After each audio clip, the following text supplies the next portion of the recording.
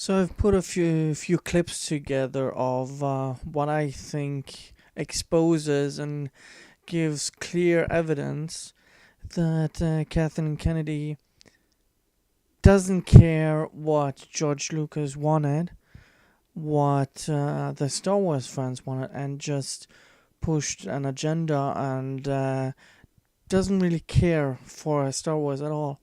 And I think she's horrible as the head of Lucasfilm right now, because The Last Jedi was horrible, and I think also The Force Awakens was horrible.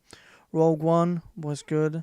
And now when Han Solo is gonna come out, I think that's gonna be the exception, not the rule. I hope I'm wrong, of course, but so these clips are supposed to give you some thought of who is actually running Lucasfilm and what she has actually done with what George Lucas created, and how she is destroyed and is basically just ruining what he left for the company and her. So I would like some feedback if you could, but I hope you enjoy these clips, and yeah, until next time. Obviously, I've been talking about retiring for several years now. I wanted to get into sort of another stage of life where I'm not in the film business anymore, and I don't have to run a corporation.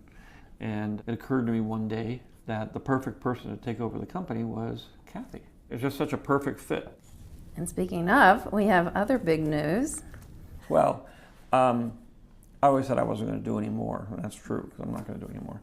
But that doesn't mean I'm unwilling to turn it over to Kathy to do more. Mm-hmm. I have story treatments of 7, 8, and 9, and a bunch of other movies, and obviously we have hundreds of books and comics and everything you could possibly imagine. So, you know, I sort of moved that treasure trove of stories and various things to Kathy, and I have complete confidence that she's going to take them and make great movies.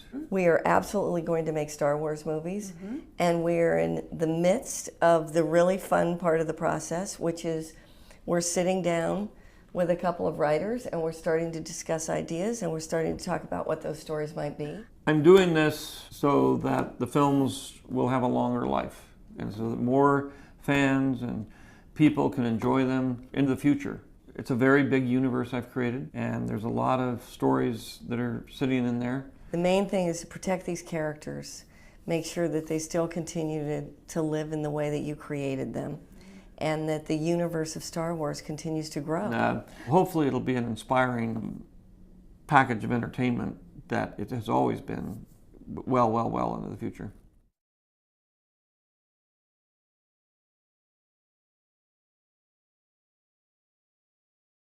They looked at the stories and they said, we want to make something for the fans. So I said, all I wanted to do was tell a story of what happened. It started here and it went there, and it's all about generations, and it's about, the issues of fathers and sons and grandfathers, and it's a family soap opera. I mean, ultimately, we call it space opera, but people don't realize it's actually a soap opera. And it's all about family problems and it's not about spaceships. So they decided they didn't want to use those stories.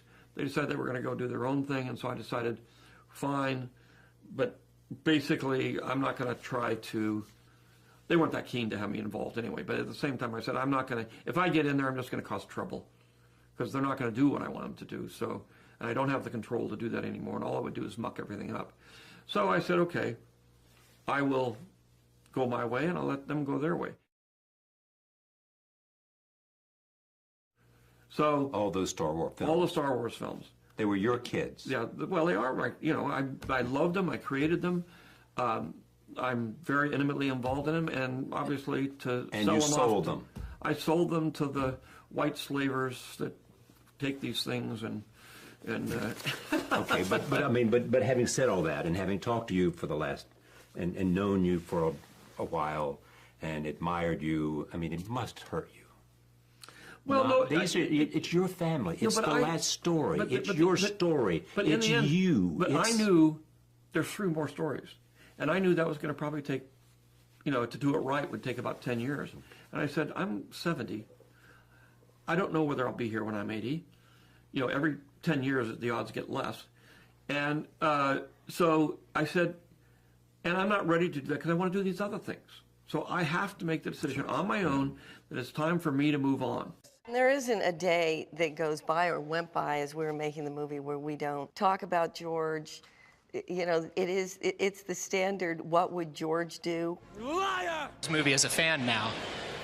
Are you looking forward to watching a Han Solo movie as a fan? Not really. What's exciting is I think that people can step into this movie and they can be introduced to Star Wars for the first time. I know it seems strange that some people might say, what do you mean no one's seen Star Wars? But there's large parts of the world where people aren't that familiar with Star Wars. So I find that really exciting. I think building that audience, I love the fact that it's this time of year when families get together, and I feel like, we announce the movie's opening and there's this huge party that starts going on around the world, which is pretty cool. It's great. I did pose this provocative idea, who is Luke Skywalker, that would be something that was said by one of our characters. Why was "Who is Luke Skywalker" such a fascinating question? I guess because it spoke to a new generation. It was that idea that there would be young people for whom Luke Skywalker was essentially a myth. There isn't a day that goes by or went by as we were making the movie where we don't talk about George. It's the standard, what would George do? One of the things that we talked about very early on was that the villain in the movie be young.